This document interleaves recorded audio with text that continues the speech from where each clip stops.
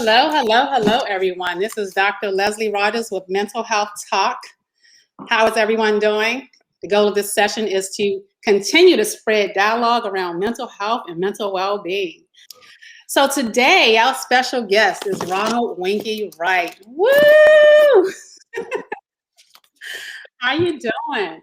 I'm good. What's up, my girl? Good. Ronald Winky Wright, light middleweight world champion who holds an undisputed title at that weight. Total fights 58, wins 51, 6 losses. Wow, what an amazing journey. How are you doing? Welcome to Mental Health Talk. I'm good. Thanks for having me. Good. Guys, Winky and I have known each other for years. We grew up living across the street from each other. I used to chase him around the neighborhood, and I ain't gonna tell y'all what I used to do to him, but he was afraid of me. Yeah, right. Crazy. You was crazy. That's all it was. I was crazy. Y'all was that much bigger than me. That's all it was. I was just really little then. You know what I'm saying? You were little. So yeah, I see one of my friends must have Claudia Jordan, just face. She wanted I guess advocate for mental health. Oh, cool. Hi. Let us know that you're in. Click on and say hello so that we can know that you're in the room with us. Yes, Winky and I grew up together. We lived right across the street from each other. A whole neighborhood of us were support systems for each other and watched each other grow up. And you end up moving away. And yeah. I moved. Yeah, I did my 10th grade year at HD Woodson, and then we moved to Florida, and I was terribly upset with that. I was like, man, I don't want to leave DC, but that was the best thing that ever happened to me. Really? Yes, you know what I'm saying. I was able to come to Florida and start boxing, and meet a lot of different people, do a lot of different things. Because as you know, going to DC is all about DC. Very rarely people leave the neighborhood. They don't want to go nowhere. They don't want to experience things. So by me coming to Florida, I was able to experience a lot of different things. And like I said, it got me into boxing, and the rest is history. Good.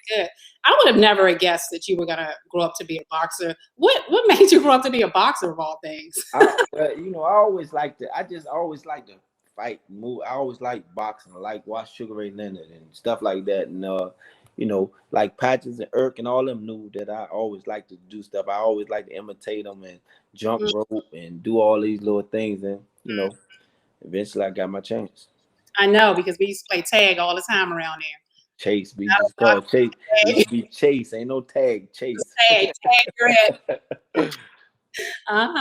Right. So, let me tell you, I didn't know. I knew you as Winky, right? But you grew up as Ronald Wright.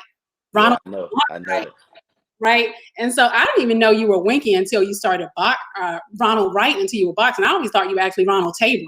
Yeah, it was that. So yeah, that was the thing. I grew up in DC as Ronald Tabron, and then when I moved to Florida, they make you go buy your birth certificate. So my birth certificate, it was Ronald Wright. So I had to change everything to Ronald Wright, and I had to get used to that myself. And it was just crazy, but eventually it kind of worked out because Winky Wright worked better than Winky Tabron. You get what I'm saying? Right. What were struggles trying to become a boxer? It had to have been struggles. Was it difficult to become a boxer? I wouldn't say it was difficult to become a boxer. It was difficult to become a good boxer, become a champion. Put it that way. It was difficult to become a champion. You had a lot of obstacles in your way. You had a lot of people trying to stop you. You had a lot of things going against you. But if you wanted to achieve your final goal, you had to push through them, and that's what I did. I was lucky to have a great support system. My grandparents, they always surrounded me and made sure I had everything I needed. My family, and then the friends I met when I moved down here. You know what I'm saying? I was very good at meeting the right people at the right time. When I moved here, I met a great support cast of people, and they helped me, and they helped me stay out of trouble, and they pushed me to stay into the gym and to work hard at what I wanted and to achieve what I accomplished.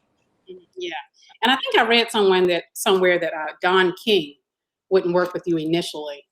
How was that? Yeah. But it was more like, you know, at one time, you know, at one time I was like undefeated. I was like 25-0 or something like that. And, you know, I couldn't get none of the big promoters to work with me. So, you know, before I got to 25, no, I couldn't get none of the big promoters working with me. So I had to go overseas and start fighting. You know what I'm saying? I went overseas and started boxing over there and started winning and winning. Now, instead of just becoming a household name in America, I was becoming a worldwide household name overseas. But, you know, at the end of the day, I live in America, so I want to be known in America. So I had to come back here, and I always told my friends that one day, you know what I'm saying, we used to go to the fights in Vegas and watch Tyson and all them, Holyfield and all them, and be like, one day y'all gonna be coming here to watch me. My name gonna be on that billboard. My face gonna be up there, and they're like, yeah, whatever, you know, you kicking Right. they like, yes, whatever. But it happened, so you know, so it was good. It sounds like despite your struggles, you weren't going to give up. Oh, you can't give up. Giving up, hey, like I say, you got to always think about a failure ain't nothing but a learning experience. So you learn from whatever you fell from, and then you try to not do it again, and try to do it a different way that you can move forward by doing it. So I looked at everything in my career, even when they cheated me, even when, you know I won the fights and I know I should get more money. I knew this, knew that, but my entire end game was to become a world champion, to become a household name, become, you know, make money, and that's what I did. And that's what you did. And I'm so proud of you. Thank Julio Cesar Vasquez was your first loss, right? Yes, yes. And my first loss, and my, you know, that was a great learning experience. Like I said, once again, that loss was a great learning experience because I think I had one of the worst days ever by not being there. I was over there training in Europe for a month, which I never did. I usually would go over there a week before the fight and train and then fight. But we went over there for a month. So I was training over there. I had wore my tennis shoe, my shoe, boxing shoes down. So what I did was get a new sole put on the bottom of my shoes, and you know that sole wasn't working with the ring. It kept making me slip and slide. But no excuses, you know. I went out there. I couldn't really get my balance. Yeah. For a great fight, I lost. And look, it was like, okay, I know if I can fight this champion on my worst day and give him everything that he wanted. Wait till I'm on my good day. I'm gonna hurt him. So you know that was my mindset. Look, I fought and I did good on my worst day. Now y'all gonna see me on my best day, and I'm gonna win. And that's what I did. I just started putting in more work, train harder, and continue to, you know, strive to be the champion. Winky, how does losses impact your like self-confidence or self-esteem? It just depends, you know. If you some fighters, they take a bad loss by, you know, like getting beat up or getting knocked out, or you know, just where you know, that's a bad loss, and that could affect some fighters. But for me, it was more of, I knew that if I wasn't slipping, I would have beat him easily. So my mindset was, okay, next time this will never happen again. I would make sure I had the right equipment. I make sure that I'm prepared, and that's what I did. So it didn't bother me. It was more like, okay, I lost. Everybody lose. Now let's come back and show that, you know, mistakes happen. Right, absolutely. So let's go back a little bit. When you moved to Florida, again, when we grew up, it was Winky and Weenie, right? You guys were Yeah, yeah, right, tight. yeah. And when you moved to Florida, that was your first experience to a tragedy. By Winnie being killed, you know, especially being killed down here, and I just turned professional, and you know, it was like he like a brother to me. You know, as you know, we grew up living in the same household, always together. So wherever you see Winky, you see Weenie. So for me to lose him, and then lose him at that time when I was, you know, trying to become a champion, a boxer, it was hard, you know, because he was always there with me. You know, no matter what, I always knew I had somebody to go somewhere with. No matter what, if I want to go play basketball, if I want to go to the movies, want to go to the boxing club, wherever I want to do, I had Weenie to go with me. So, you know, for me to lose him was real tragic. And at that age, it was just like, man, God, like I never see this person again. And that's a person you've seen your whole life. Imagine you seen them your whole life, and now they're gone. So, you know, you had to deal with that. You had to mentally, you know, prepare yourself and focus what you wanted, and that's what I did. And I knew I had to be there for my grandparents, because that was the youngest kid, and then my grandfather, that was his only son, and it was hard for everybody. Yeah, absolutely. That was even a tragic for us, the kids in Hmm. the neighborhood, Yeah, hearing that. Absolutely. yeah. I heard that you dedicated your first fight to him. Was that true? After the first fight, after he died, not I was already had a few fights, but the first fight after he died that I had, yeah, I Mhm. definitely dedicated to him. And it was just like I said, it was just that I realized that he gonna always be with me, he gonna protect me, and that's how I went into it. So when we talk about mental health and talk about, how mental health has impacted you and impact boxers, right? Hmm. Especially one of the questions, and I'll take a viewer question in a minute. One of the questions was, have you ever had concerns about um, being sustaining brain injuries from Uh, boxing, and especially impacting mental health? not me. I pretty much had a good defense, and I tried not to let myself get injured in that capacity. You know, it can happen. People think Muhammad Ali got it from boxing, but he got Parkinson's. It's a lot of people with Parkinson's who don't box. So, but it is a lot of fighters that I think they got a lot of brain trauma from taking excessive punches to the head. And I'm just blessed and lucky that I'm not one of them.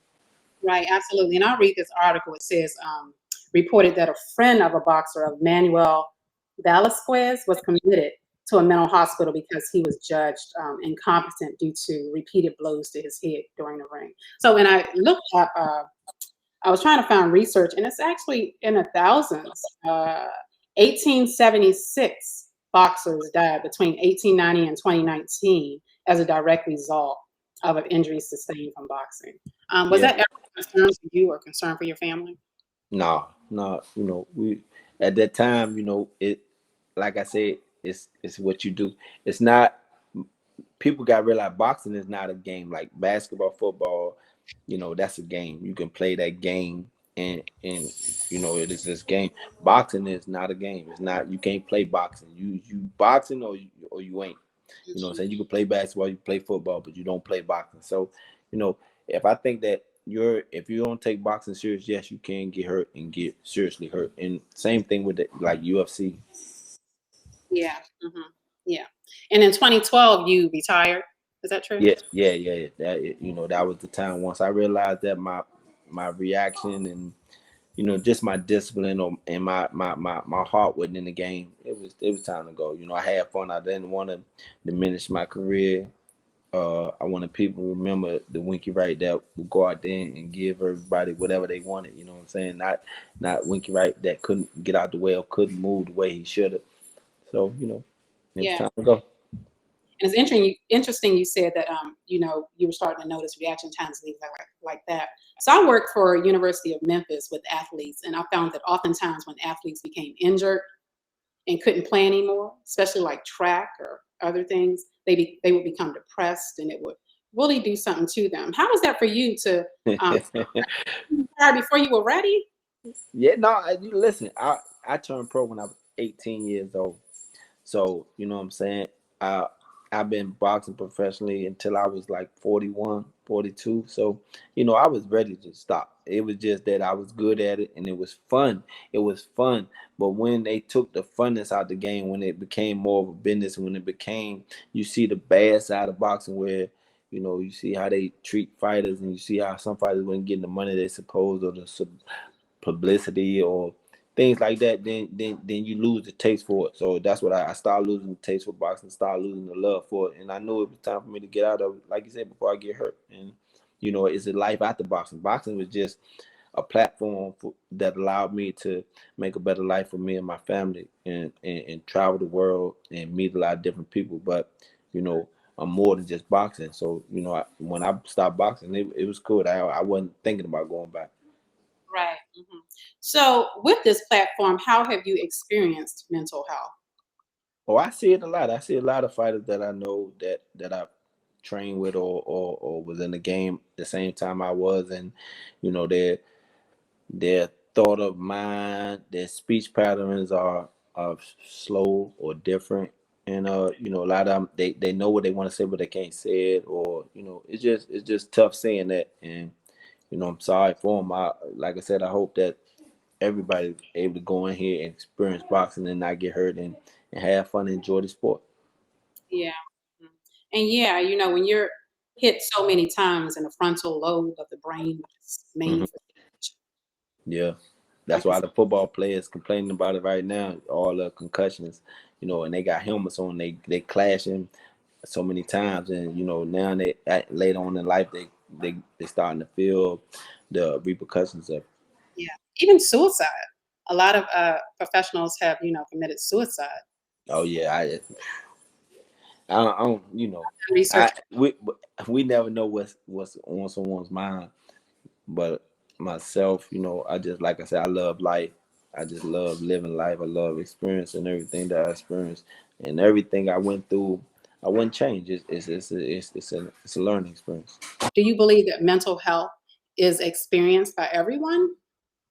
Well, it depends, like you said, on how you think of it. You know, everybody's going to go through some things. You know, life is not going to be perfect for anyone. You know, no matter who you see out there, you going to see people with all the money in the world. They got things that they're going through. You just don't know. Their problems it could be a lot bigger than your problems. You know what I'm saying? You got your own problems, and to you, your problems are the end of the world. But to someone else, it could be minor because they got bigger issues. It could be going through health issues. They can be going through murder issues. You know what I'm saying? Financial issues. So, you know, people, we gotta just, you know, work on ourselves, and then, like you said, look at the man in the mirror. If you can fix that man in the mirror, then you can help someone else. But you got to start looking in the mirror and fix yourself first. Yeah, and it's interesting you said it because it is. It's about coping. It's about what coping skills we have in place. You Hmm. some of us may have better coping skills than others.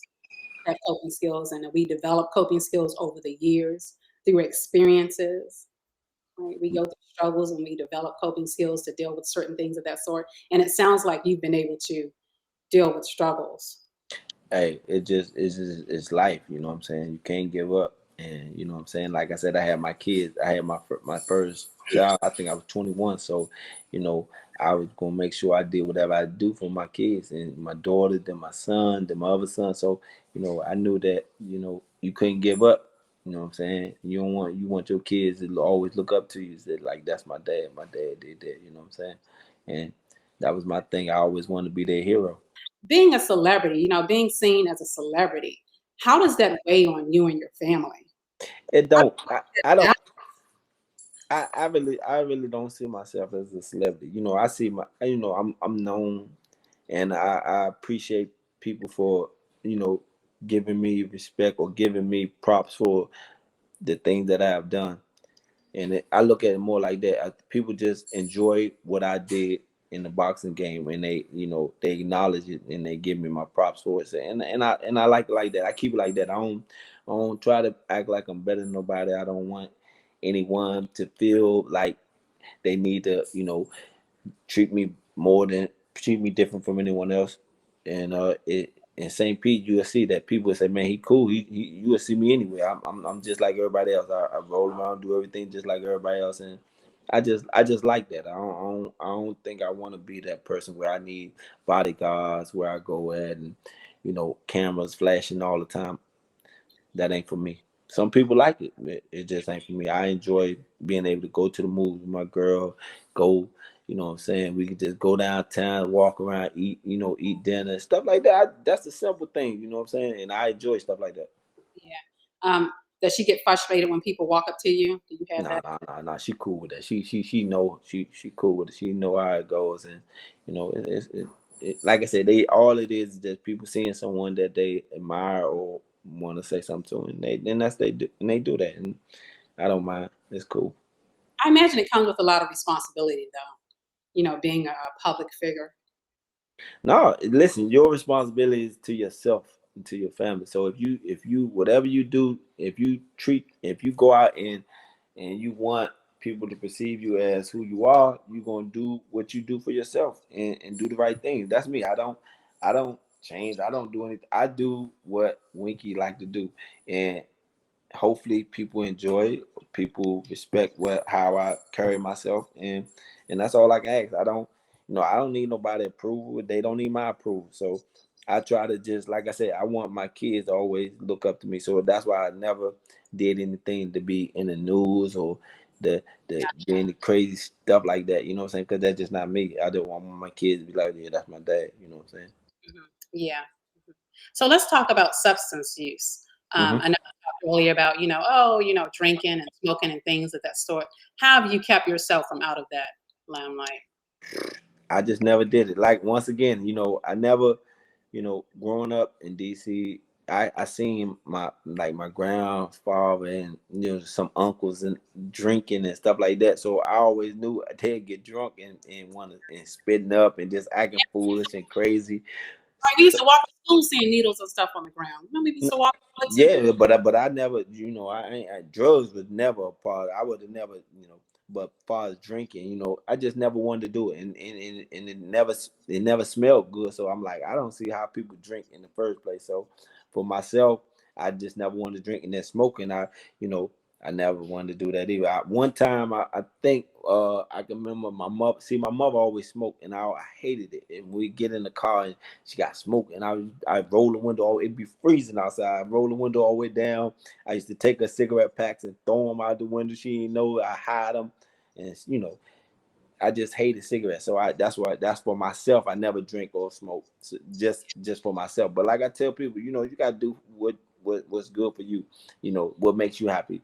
And if drinking, smoking weed, whatever, if that makes you happy, then that's cool. I have no problem with that. Because they got to live their life. I got a lot of friends that smoke weed, drink, and they just don't do it around me. They just like, oh, I'm gonna go ahead and smoke. They drink around me, but then, like, if they gonna smoke weed, they just go over there. You know what I'm saying?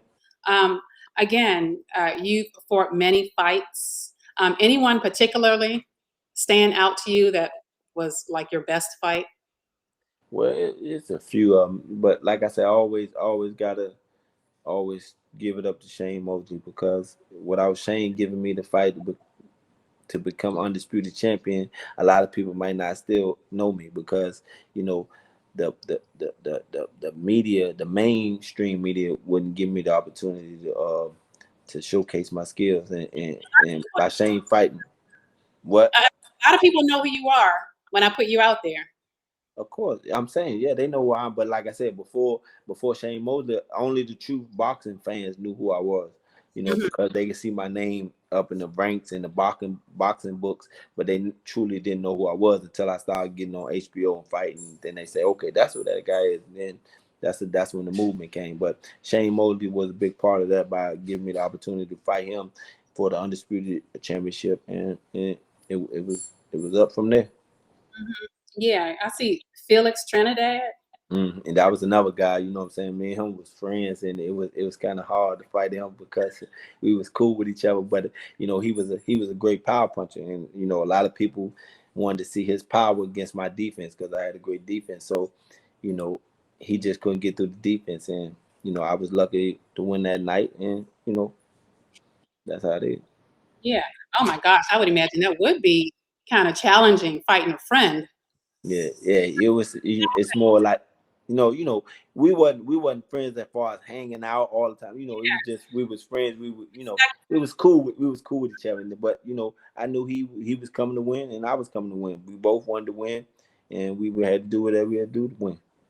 And what happens when you're done? You just go back to shaking hands, or Oh yeah, after it's over, we had shake hands, man. Good fight. Like, I see you later on. You know what I'm saying? uh-huh. Whatever. Yeah. Who are role models for you? For me, I always like the Sugar Ray Leonard for his boxing, how quick he was, his movement.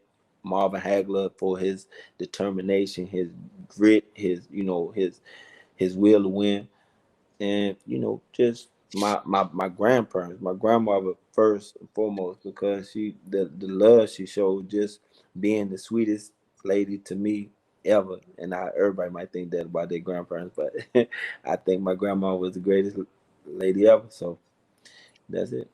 Yeah. So, does any of your children want to follow in your footsteps? Nope. I hope not. My grandson look like he might want to do, but I don't.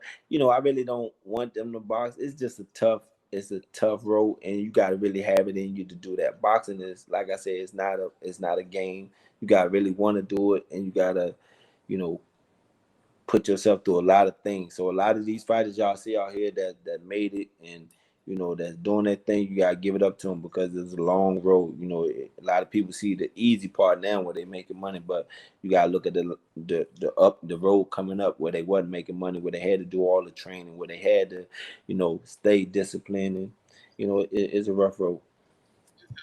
Yeah, I can imagine. What are you doing now? What projects do you have up and going now?